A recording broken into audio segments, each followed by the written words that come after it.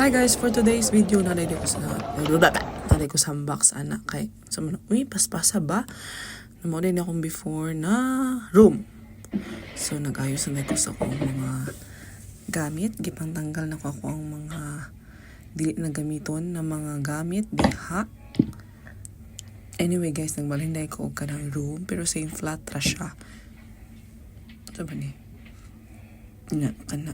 Mawag na po na ako mga gamit. Nag-add na ako addition na.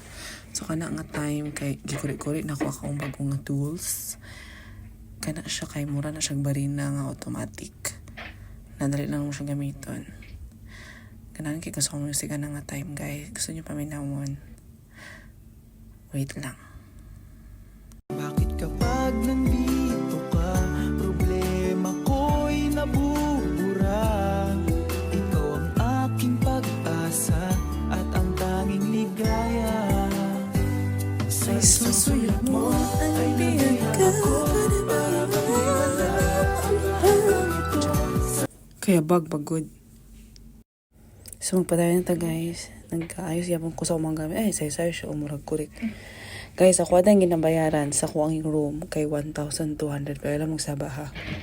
Kaya namin mo sa ko nakita niya video ba. Ang uban ba yung ang mga roommate na ko kay 1,400 doon ginabayaran. So alam mong saba. So kana nga tayo mangita ko sa pan kay butang ako dira sa gilid. Kay para i-design ako so nagsugod na akong panglimpyo. Dapat di ay mga zay bago mo magbutang og pintura manglimpyo sa mo. No. Human, butangan ninyo nag-tape na tawag. Butangan ako siya tape. Pwede siya magkalat. Since kaya ato ang butangan na o pintura, kaya kana lang nga wall para kuno aesthetic ba? Kaya mauman akong study area diha. So maulang na akong pinturahan. The rest, bahala na sila ng Lord, no? Kuya, sad. Char! Nga man, mga siya nagpintura na ako. Ipapaskas na ako kay kapoy na dyan ko. So, kana nagsugod na dyan kong pintura, guys. Ambot kung tama ba na ako ang pagpintura, pero murag mali yun.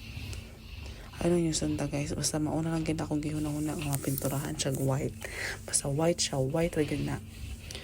Gamit kong rolling pin. Char, gikuha na ako na siya sa office guys. Magsaba po, gabi-gabi. Tanan na lang ipang kuha.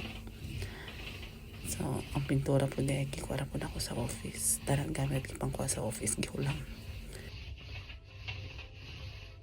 So, mauna na siya mga zay. Nag-ayos na ko kay para ibutang na ko niya ako ang shelves diha sa wall.